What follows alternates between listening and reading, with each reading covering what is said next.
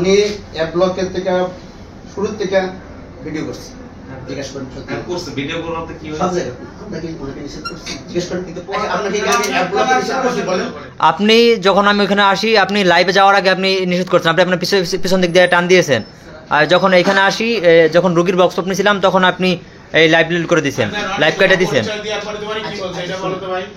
ভাই ভাই আমার আইডি কার্ডও ছিল ভাই গলায়, এইটাও ছিল ভাই। বুম। ওয়ালটন এখন দেশের সীমানা পেরিয়ে পৌঁছে গিয়েছে 50টিরও বেশি দেশে। ওয়ালটন ঘরে ঘরে বিশ্বজুড়ে। আপনার যদি হাসপাতাল কর্তৃপক্ষ থেকে কোনো নিষেধ থাকে সেটা আপনি ভদ্রভাবে বলতে পারতেন যে আমি একটু শুনে আসি ভাই, তারপরে আপনি ইয়ে করে মানে এখন তার মানে আপনি বলবেন যে আপনি হচ্ছে ধোয়া তুলসী পাতা, আমরাই অপরাধী। আপনাদের না, আপনার অপরাধ আমি বলি না না, আপনি বলতেছেন যে অনুমতি নিতে হবে। আচ্ছা ধরেন আমি আপনাকে একটা এক্সাম্পল দিই, আপনি একটা ক্রাইম করছেন, ধরেন আপনি একটা ক্রাইম করতেছেন, ক্রাইম করার পরে কি আপনি বলবেন যে এখানে ভিডিও করতে আমি অনুমতি দিলাম? আপনি বাংলাদেশের কোন, আমি আপনাকে বলি শেষ করি, আপনি বাংলাদেশের কোন জায়গায় আছে যে অনুমতি নিয়ে কাজ করতে হবে?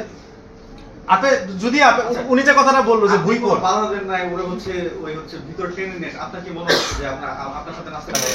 আচ্ছা আপনারা দেখেন ওই যে 412 নম্বরটা আমি ওনাকে টাইমের ভিতরে নিয়ে আসতে চাচ্ছি, বাবা ফাটা না তাহলে আপনারা এই ভিডিও দিয়ে যে কোনো বিচার মাকে ওনা তখন ছিল যে ওই 412 তে ছিল তো ওই 412 যদি ওনাকে আমি টাইমে আসতে অবশ্যই না, যদি করি আমাদের সিসি ক্যামেরা দেখেন, যদি আমি এরকম করি ওনাকে টানা হেসার করছি অবশ্যই আমি এটা লাইভে টেনে নিই।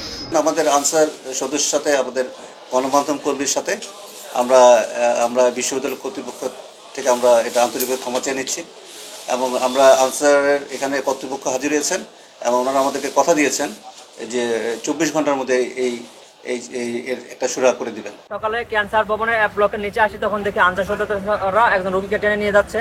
আমি ওটা ভিডিও করতে নেই, তারপর আমি লাইভ দিই। লাইভ দেওয়ার পর আনসার সদস্যরা বারবার বলেন যে লাইভ কাটেন, ভিডিও কাটেন। যখন আনসার সদস্যদের সাথে এই রোগীদের জামাল হচ্ছিল, ঠিক এই পাশে যখন আসি তখন এক আনসার সদস্যের সাথে আমার লাইভটা কাটা দেওয়ার পর আমার হচ্ছে টাইনা হাজরা করে রোগীদেরকে পিটাচ্ছিল।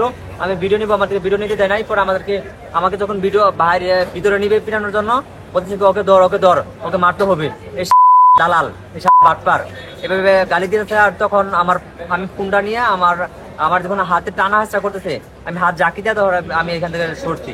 শারীরিকভাবে লাঞ্ছনা করেছে? হ্যাঁ, আমাকে শারীরিকভাবে লাঞ্ছিত করতে, আমার বিভিন্ন গালাগালি পাশাপাশি আমার ভিতরে নিচ্ছিল মারার জন্য, নিতে পারে নাই। আমি তখন শরীরের যখন এক হাত দিয়ে টানাটানি করছে তখন আমি ছিটকানি দিয়ে আমি সেখান থেকে দৌড়ে সরে যাই। আনসারদের যে দৌরাত্ম সেটা খুবই দুঃখজনক। এই আনসারদের এই দৌরাত্মের ফলে যারা রোগী আছেন তাদেরকে কিন্তু চিকিৎসা পায় না। একজন রোগী কিন্তু ইতিমধ্যেই এই হাসপাতাল থেকে মারার পর তাকে ঢাকা মেডিকেলে ভর্তি করানো হয়েছে। আমি এখন চাই এর সুষ্ঠু সুরাহা হোক, বিচার হোক, এই ঘটনাটা যেন আর কারোর সাথে না হয়।